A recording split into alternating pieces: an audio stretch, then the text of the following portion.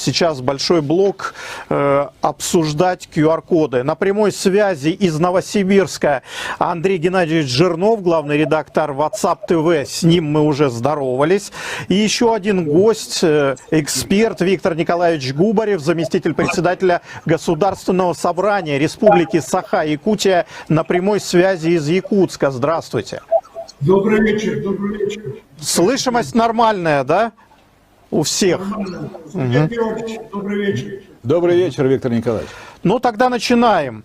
Итак, в Иркутской области депутаты поддержали законопроект о введении QR-кодов в общественных местах на сессии в эту пятницу. До этого было широкое обсуждение на депутатском штабе с участием общественности 7 декабря. В Новосибирской области депутаты поддержали законопроект еще в конце ноября, а в Якутии парламентарии рассмотрят его только 14 декабря. Кстати, это будет последний день для обсуждения законопроекта в регионах. Вопрос вам сначала, Сергей Георгиевич. Вот как депутату Госдумы. В Госдуму внесли два законопроекта по QR-кодам для граждан в общественных местах и на транспорте, да, обсуждают в региональных заксобраниях и в парламентах только вопрос о публичных местах. Да. Второй законопроект обсуждают общественные палаты. Вот вы не знаете причины, почему вот так вот сделали? Совет Думы, который принял решение направить в регионы эти законопроекты, в большинстве случаев, в большинстве своем, состоит из представителей «Единой России». Честно говоря, я не знаю причины, почему они так проголосовали, для того, чтобы один законопроект в Заксобрание направить, второй в общественные палаты, можно только догадываться. Но в последнее время, значит, тут и догадываться даже сложно, какие решения они принимают.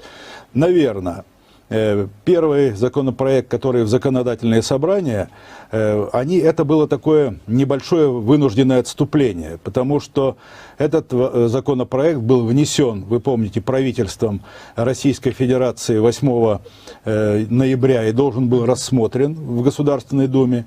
Когда депутаты-единороссы поняли, что идет огромная волна противодействия, неприятия, обращения, они решили немножко отступить и перевести стрелки на регионы, чтобы в законодательные собрания региональные приняли решение о поддержке вот этого закона о QR-кодов. Ну, чтобы они развели руками и сказали, регионы все за, чего же вы еще хотите? То есть перекладывание ответственности.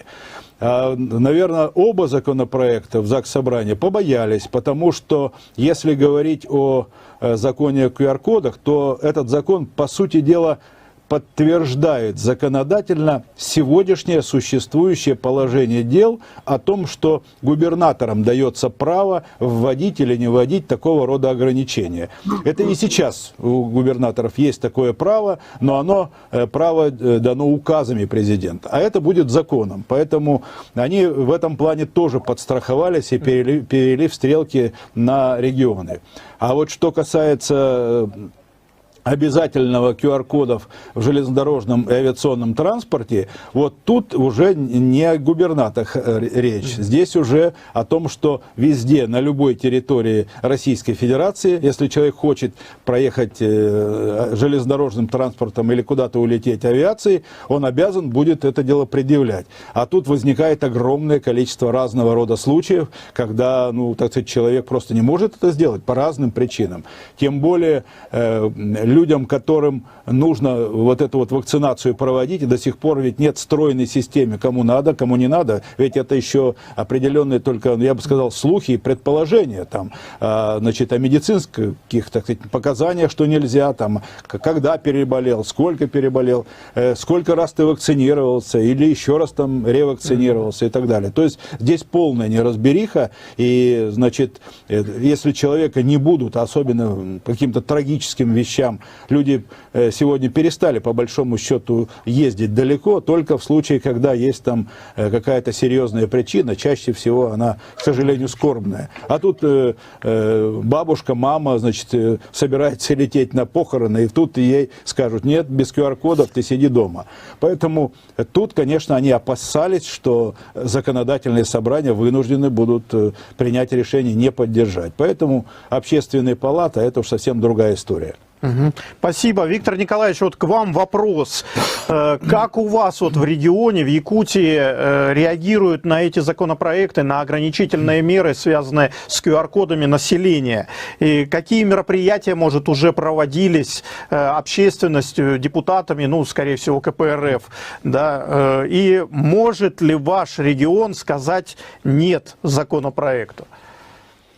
Так, спасибо большое. Еще раз добрый вечер. Несколько общих таких замечаний. Почему сегодня население очень много, я цифры назову, нашей республики многонациональной выступает против введения QR-кодов. За эти годы, за эти время, которое нужно было бороться, значит, с этой пандемией, с COVID-19, население все-таки надеялось, мало, но надеялось, для того, чтобы государство примет все меры, чтобы нормально, где-то ограничения на каком-то этапе, затем будут решены вопросы лекарственного обеспечения. Значит, достаточно, чтобы было мест для того, чтобы изоляция больных. Достаточно мест, чтобы их привозить из районов. Наша республика – 1/5 часть России, 3,3 миллиона квадратных километров. Один рейс, с рейса 1 час стоит 250 тысяч рублей. Транспортная доступность не везде.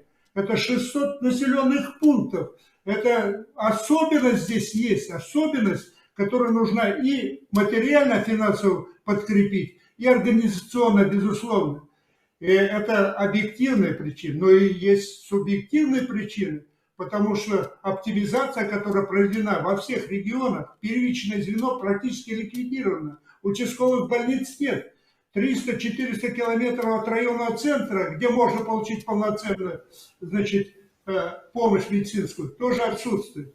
Поэтому сегодня нужно, население говорит, что только сейчас, вместо того, чтобы решить организационно, материально, все вопросы, связанные, побороться с этим, победить эту болезнь, как это было в советское время, всегда решали эти вопросы, власть все больше и больше идет по запретительному принципу. Это нельзя согласиться. Более того, что сегодня, что касается QR-кодов, это вообще антизаконно. И очень народ сразу образовал такие общественные советы, которые организовывал подписи, сбор подписей. Не просто там сигналы там поставили какую-то там, значит, подпись. Это полное сведения давал человек, который выступает против.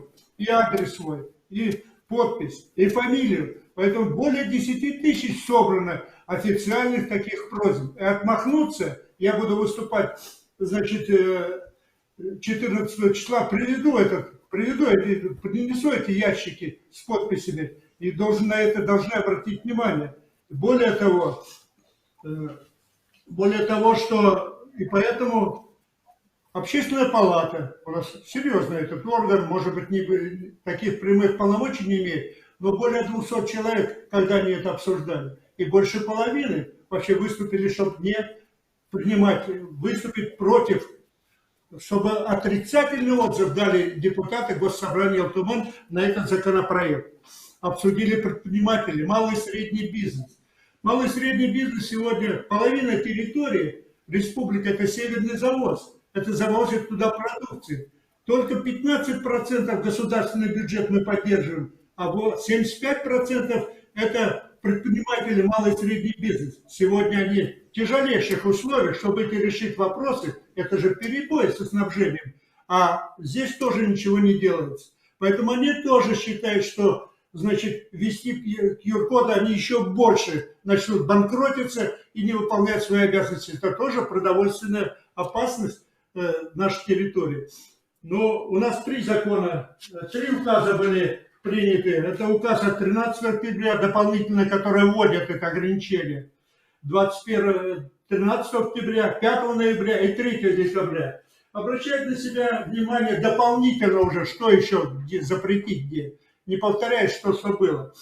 Пункт 1, значит, 6 декабря, это последний указ главы, в органы государственной власти Республики Саха-Якутия и органы местного самоуправления республики, за исключением случаев, QR-коды, чтобы попасть сегодня в органы власти, нужно QR-код предъявить. Это что? Это же, просто, значит, приостановить все.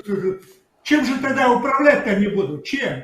Кто они? Я имею в виду, кто придумывает эти законы? Нет. И в общественных письмах, которые собирают подписи, вот конкретно некоторые вопросы, я просто приведу еще пример. Данные законопроекты вступают в противоречие с уголовным законодательством, а именно по следующим статьям. Статья 137. Нарушение – это уголовный кодекс. Неприкосновенность частной жизни. Вопросы, связывающие уголовное законодательство, а именно по следующим статьям, те, которые запрещают, значит, проводить какие-то научные, значит, эксперименты без согласия. А конституционные статьи здесь очень много, которые нарушаются. Поэтому мы будем настойчиво выступать, и сегодня мнение народа, мнение населения республики не поддерживать, не давать, значит, положительный отзыв по этому закону. К сожалению, постоянный комитет, где больше всего представителей Единой России, проголосовали единогласно за то, чтобы дали какие-то поправки, но тем не менее поддержали, чтобы дать положительный отзыв о введении QR-кода. Поэтому нельзя это делать.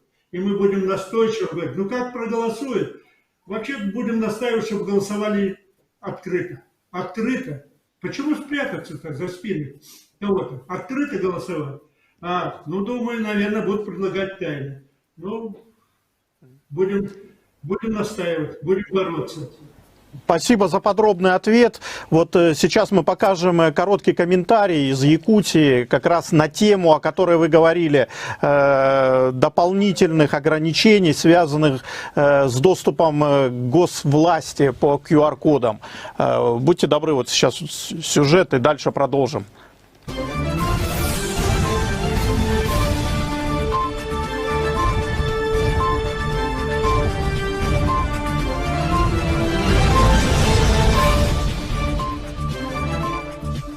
Добрый день, на связи Республика Саха-Якутия и наши последние новости с полей.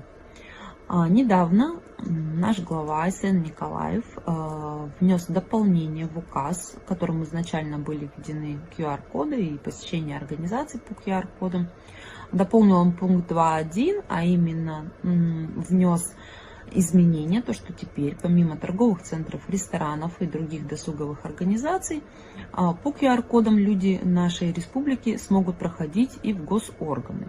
В какие именно госорганы СН Николаев не уточнил, тем не менее с 6 декабря указано, что в госорганы вход теперь у нас по QR-кодам. На сегодняшний день жители не жаловались мне лично о том, что где-то в госорганах, в организациях муниципальной власти и так далее пропускают по QR-кодам. В суд я лично прохожу без QR-кодов, слава богу, пока. Но вот такое дополнение, абсолютно антиконституционное, внесено нашим главой. Сергей, два слова. Вот выступала юрист сейчас, Зинаида Алексеевна Кусина. Она подала в суд по существу вопроса. В суд. И суд только будет рассматривать 21 декабря. После того, как уже пройдет 14. Наши передачи знают об этом. Мы подробно освещаем вот эти инициативы. Спасибо за напоминание. Андрей Геннадьевич, ваша очередь. Вот у вас законопроект депутаты уже, в общем-то, одобрили еще в конце ноября, но тем не менее КПРФ продолжает, его обсуждение. И вот в ближайшее время, планируется круглый стол, о котором мы говорили. Вот для чего вот это нужно? У нас действительно законодательное собрание еще в ноябре месяце, в конце ноября как бы поддержало этот законопроект. Конечно, то есть было политическое разделение, с одной стороны КПРФ, отдельные представители некоторых других партий, но «Единая Россия» полным фронтом, она за. И это, я думаю, что такая установка идет сверху, и поэтому они так себя очень, настойчиво, хотя понимают, что это зачастую абсурдно, но они, тем не менее, голосуют. А люди крайне раздражены и возмущены вот этой всей проблематикой. Я могу вам сказать, что мы собрали более 10 тысяч подписей буквально быстро за 2 недели. У нас, допустим, перед Центральным районным комитетом КПРФ в городе Новосибирске там чуть ли не очереди выстраивались, перед некоторыми другими райкомами также, желающих именно подписать, оставить подпись против принятия этого законопроекта. То есть активность у людей огромная, люди крайне возмущены, и с моей точки зрения вот тот негатив, который есть к этому законопроекту, он практически сравним с тем отношением, которое было у людей во время обсуждения как раз вот повышения пенсионного возраста. Очень раздражены люди, возмущены, и зачастую они не против вакцинации, потому что проблема, она, конечно, вот с нашей точки зрения, мы об этом обсуждали, в том числе в Новосибирске об этом говорили, проблема связана вообще с недоверием к власти, к властным институтам, к действиям власти, к тому вранью, которое постоянно идет там с телеэкранов, которое видно в действиях власти. Многие так и говорят: вы нам столько раз врали, почему мы должны быть уверены, что сейчас вы говорите правду? Вот то, что касается там QR-кодов и вакцинации. И действительно, если посмотреть пенсионную реформу, сначала говорили, что пенсионный возраст не повысят, повысили. Конституцию не будут менять, поменяли. И таких проблем на самом деле огромное количество. И люди возмущены тем, что нарушаются их права. И, кстати, вот обратите внимание, мы сегодня ведем разговор 12 декабря, в День Конституции. Официальная пропаганда старается не вспоминать об этом празднике, потому что даже эта урезанная Ельцинская Конституция и те права, которые в ней записаны, куцы, и они даже нарушаются вот этим законопроектом. Поэтому люди крайне возмущены. И мы вот по инициативе нашего товарища, руководителя фракции КПРФ в Совете депутатов города Новосибирска, вот в следующую среду пройдет круглый стол в городском совете Новосибирска. Вот, там как раз тоже была дискуссия, хотя от них не требовался отзыв на законопроект, но дискуссия, тем не менее, была, и решили провести круглый стол. А на YouTube-канале КПРФ НСК мы проведем попозже, после уже этого круглого стола, и где, то есть я думаю, что мы тему эту никуда не отпустим, потому что о ней нужно говорить. И вот еще один пример. Один наш коллега, вот Сергей Георгиевич, господин Иванинский, депутат от «Единой России», избранный в Новосибирской области, вот, врач, кстати, бывший министр здравоохранения Новосибирской области, он, выступая на одном из центральных телеканалов, призвал привлекать к уголовной ответственности активных антиваксеров. Но вот человек, который развалил систему здравоохранения в Новосибирской области, он теперь призывает уже к уголовной ответственности с несогласными. И вот когда он написал один из своих постов в социальных сетях, обычно на ядросовские какие-то выступления в соцсетях реакция минимальная. Люди часто их игнорируют. Там появилось под его комментарием сотни возмущенных комментариев жителей Новосибирской области, которые требовали от него не голосовать в Госдуме за закон о QR-кодах. Это как раз говорит о том, что проблема крайне острая, и она вызывает колоссальное возмущение у наших сограждан. Виктор Николаевич, спасибо. Виктор Николаевич, я как понимаю, вы уже ограничены временем, да, или есть еще минутка ответить на вопрос? Есть, конечно, минутка, есть. Спасибо, мы чуть-чуть вот затянули буквально. Хотел бы вот ко всем обратиться, и первый, наверное, Сергей Георгиевич ответит, потом Якутия и Новосибирск. Вот у нас, когда подвели итоги голосования в законодательном собрании, а голосование, я уже говорил, было тайное, люди не поверили этим результатам и вот хотят сейчас сделать такую инициативу, направить каждому депутату, чтобы он ответил избирателям, как он голосовал. Просто у нас получилось, что 3 партии, КПРФ, ЛДПР, фракции 3 партий и «Справедливая Россия за правду» публично сказали о том, что не будут одобрять этот законопроект о QR-кодах в общественных местах. Вот. Получается вроде бы большинство, но тем не менее кто-то видимо, слукавил. Вот как вы относитесь к подобной инициативе, что нужно требовать с депутатов, чтобы они публично перед избирателями отчитались за то, как голосовали? И второе, кто не комментировал, Сергей Георгиевич, Андрей, насчет введения в Якутии QR-кодов в государственных учреждениях. Хотелось, чтобы вы дали оценку. Вопрос. Хорошо, первый вопрос, Сергей Владимирович. Во-первых, тут есть коротенькая история рассмотрения этого вопроса в Иркутской области. Планировалось 30 ноября провести сессию законодательного собрания. Следующая сессия должна была состояться 15 декабря. Государственная Дума направила в законодательные собрания региональные рекомендации, чтобы до 14 декабря все законодательные собрания приняли решение и направили свои позиции.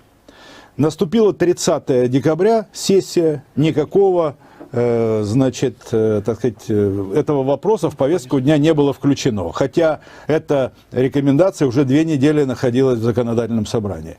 Коммунисты, КПРФ, настойчиво требовали, чтобы этот вопрос был внесен в повестку дня.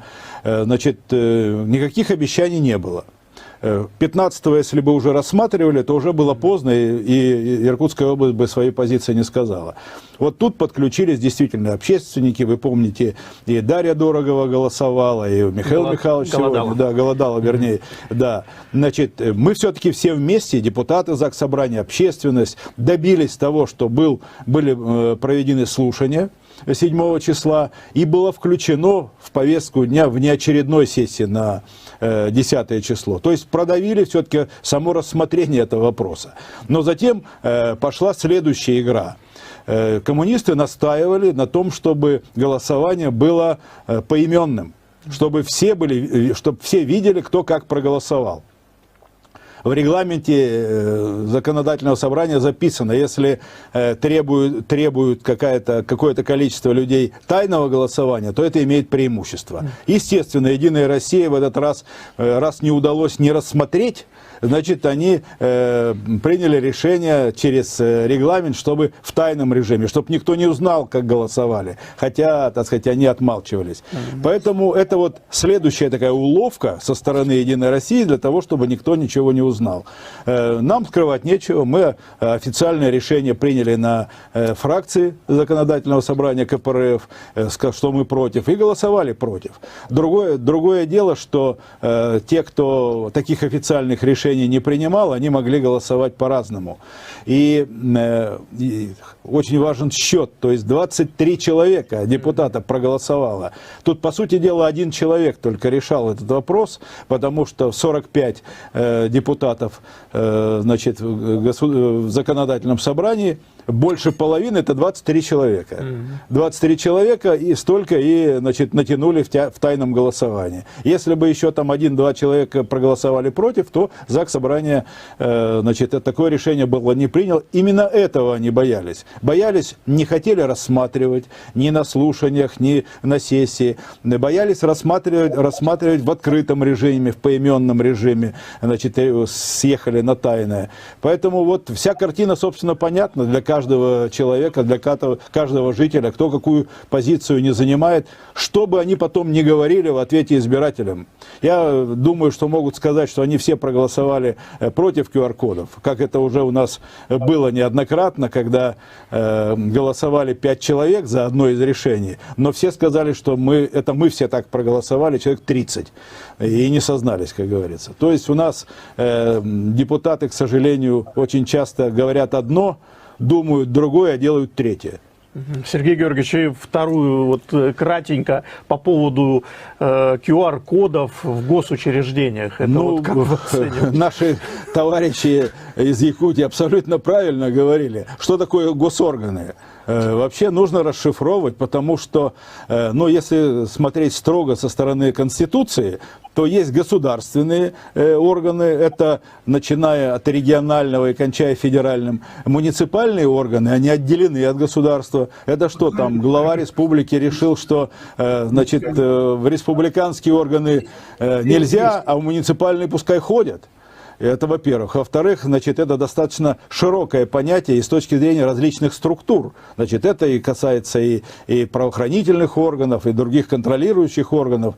Может быть, специально приняли такую формулировку, чтобы нельзя было разобраться, о чем она. И принимать избирательно, да, точечно. Да, сказать, сегодня нельзя, а завтра можно. Ага, пожалуйста, Якутск. Хорошо, я не успею. Якутск, будьте добры. Хорошо, спасибо. Но мы завтра... По поводу инициативы общественности, чтобы как бы узнать, как голосовал каждый депутат. Понятно, понятно. Ну, во-первых, тайное голосование. У нас это нужно было открыто голосовать. Это конкретное, поименное уже конкретное, кто как голосовал. Нужно, чтобы голосовать, во-первых, открыто, это раз. Ну, мы вчера вот это хорошее предложение, значит, скажем, обратиться, мы тоже, скажем, разговариваем вообще-то, но, тем не менее, этого мало. Завтра вот все народные депутаты Госсобрания РТУМН, фракции КПРФ, у нас их 10 человек, каждый выскажется конкретно, как он будет голосовать. Мы будем голосовать за отрицательный отзыв.